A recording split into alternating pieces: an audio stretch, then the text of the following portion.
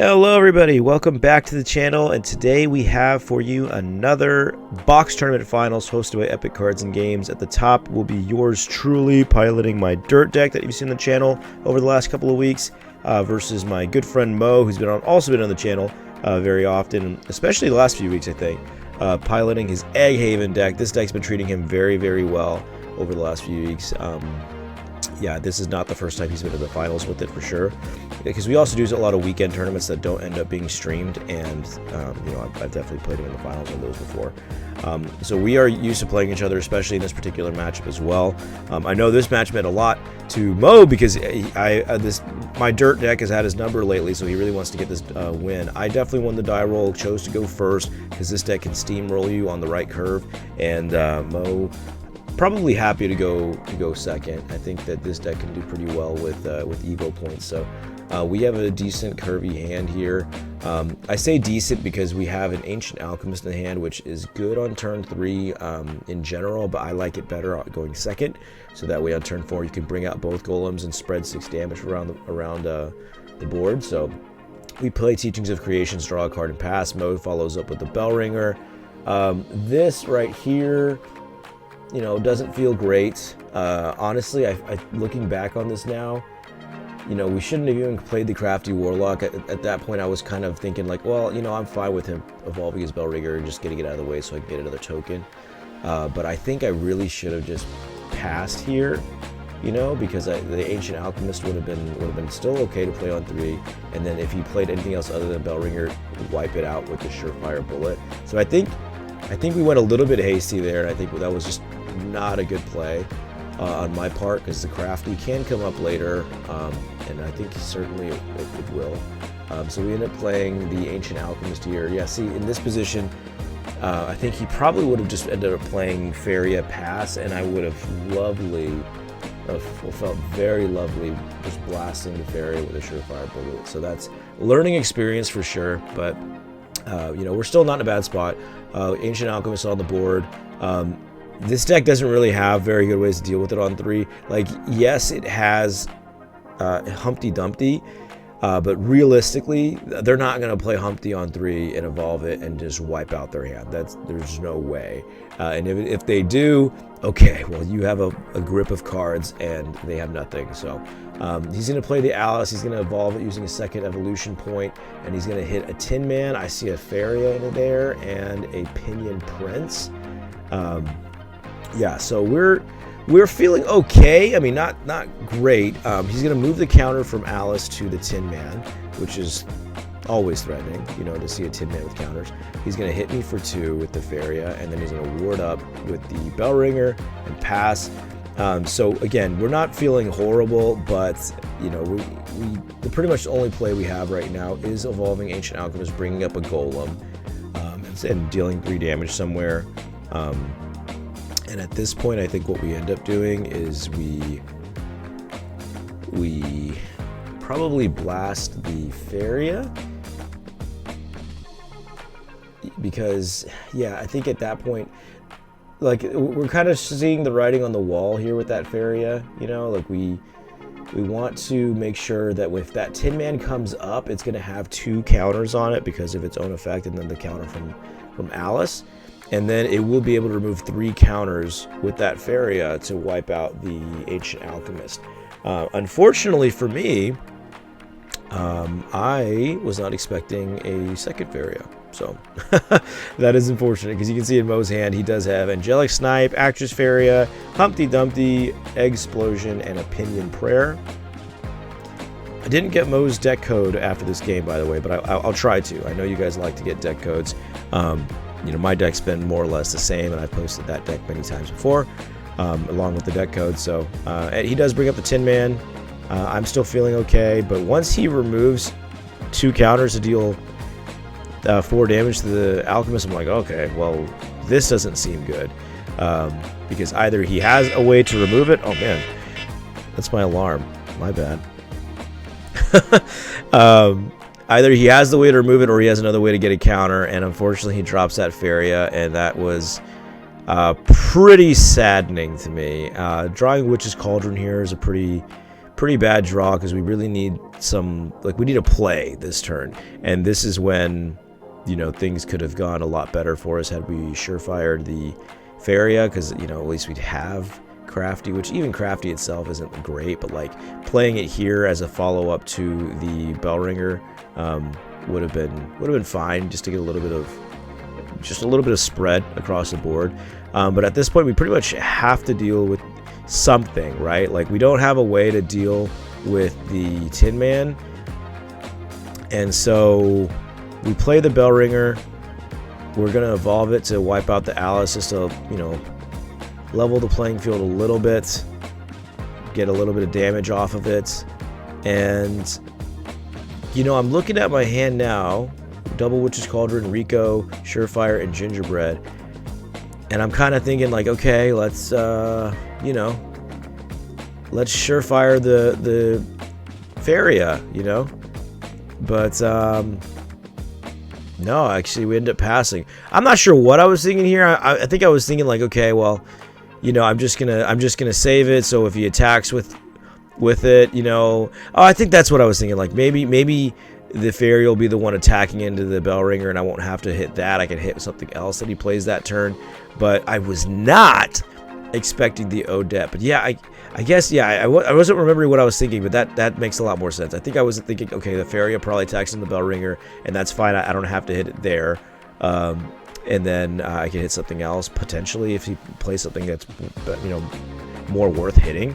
But the Odette buffs his entire board by an extra 2 health, including himself, by the way. So that's a 0-4 Bellringer, 3-6 Tin Man, and a 2-4 Faria. So it's just crazy. We draw a Teasing Edge of Creation, just another brutal draw, truthfully, because, you know, the 2 Witch's Cauldron, the Teaching of Creations, those are great cards. It's like standalone, but like when you really need like plays, yeah, it's like drawing like Insight, you know, from the other, like the spell card Insight. It's a good card in and of itself, but not to kind of get momentum back in your corner, you know. We end up attacking into the Bellringer, popping the Faria with Rico, dealing 3 damage to Mo, and Mo draws a card. We do that because we don't want the Faria to even have the option now to give another counter to the Tin Man. The Tin Man, again, still at 6 health, so pretty rough position to be in. So Mo's got 7 damage on the board.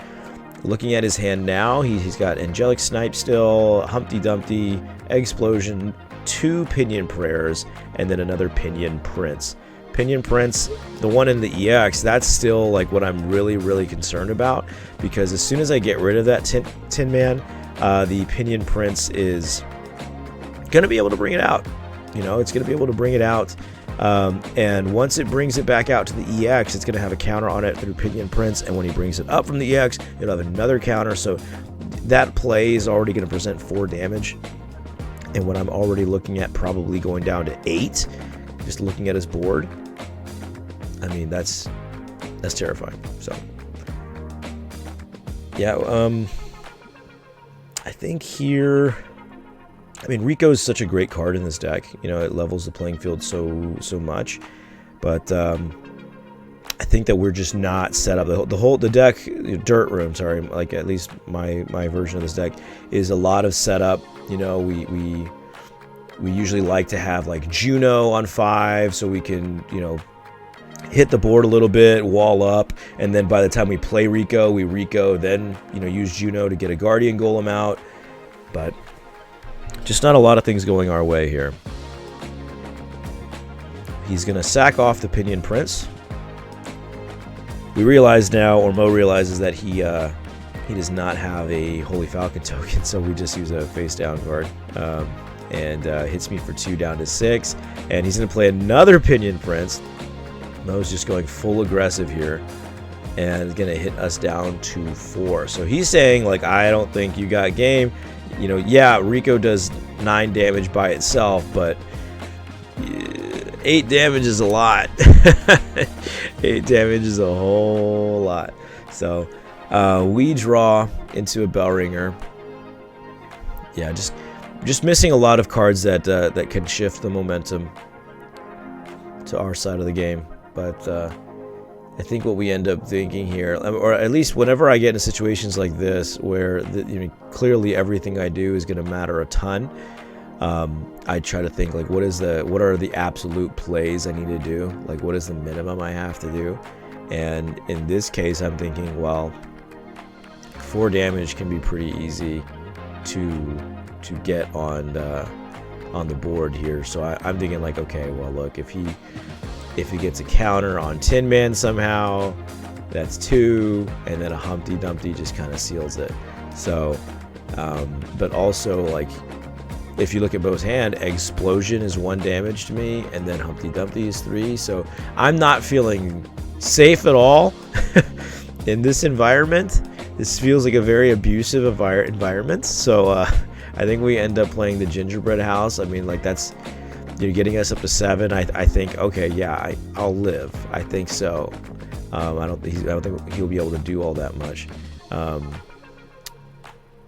Fanning Mo's Graveyard, asking about Pinion Prince, just to make sure that I don't misunderstand the card. So I'm going to go up to 7 with the Gingerbread House, leaving us with 6 play points left. I think we end up surefiring one of the Falcons. Oh, we Cauldron first to see if we can get something decent. We end up hitting a Felice. I just realized I don't think at any point did we hit a Juno, because I think if I had to choose between Juno and Felice there, 100% would just take a Juno, because the Felice is not coming down. It's not coming down. That card comes down whenever we are in the driver's seat. We then surefire the Holy Falcon token, putting us down to 3 play points. And I think what we end up doing now is we're going to condense the stat counts to 3. We're going to swing with this Rico, but unfortunately we're going to have to swing at the followers. We're going to swing into Tin Man, swing into Odette.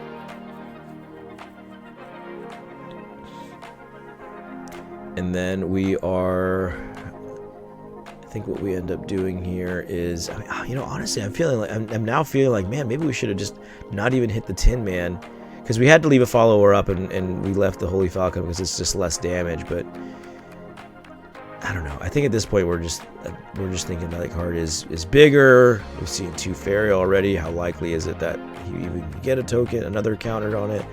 But then we use our last 3 play points to bring up a Guard Form Golem and a Bell Ringer and wall up. And so at this point we're kind of feeling like okay, but a Humpty Dumpty is kind of brutal here. And Mo kind of looking at his hand. So just to update Mo's hand, 2 Humpty Dumpties, Explosion, another Pinion Prince, and a Angelic Snipe. So I think Mo is just kind of planning out his next couple of turns here because he's on 7 play points. So let's see, 7.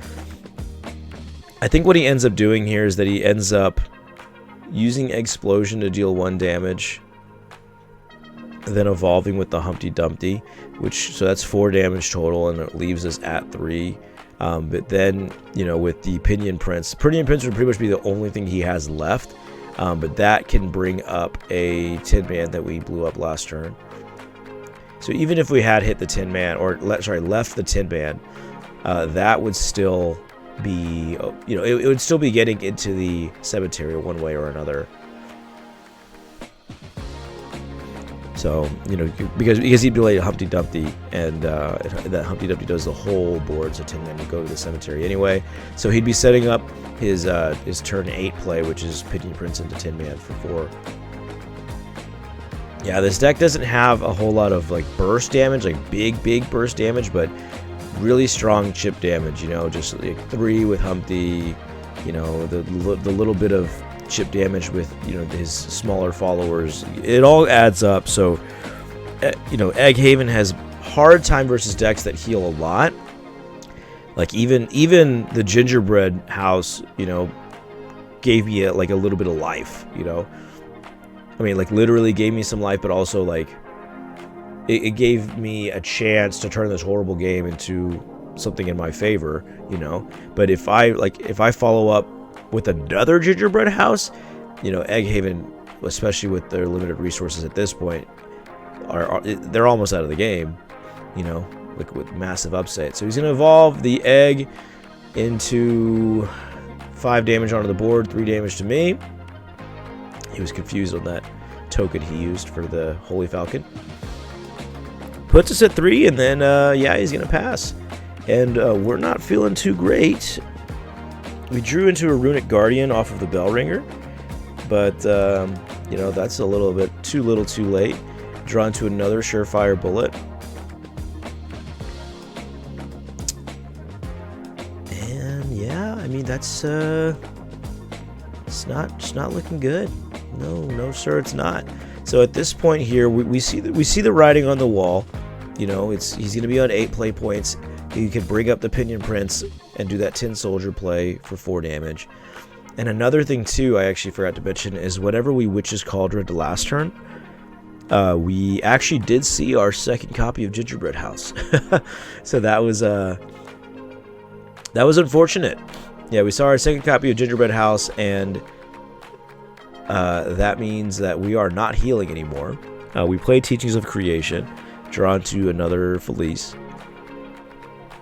And, you know, like I said, the first Felice in my hand was already not good because we are not in the driver's seat. Then we play the second, which is called out of our hand. I mean, we're just kind of looking at our deck, but there is really no way to heal. So at this point, I just have to make a decent enough play that and just hope that Mo just makes a mistake and doesn't see the Tin Man play for some reason. But I mean, given the way he's played this up until now, I think he absolutely does. Sorry about my voice, by the way. I've been really under the weather as of late, and I just kind of been sick for like, it feels like a month. Ever since I came back from Japan, I've been a little bit sick, and I have not kicked it. So just trying to get over it. But Mo draws his card, draws into the marching band. I forget what it's called, but marching something.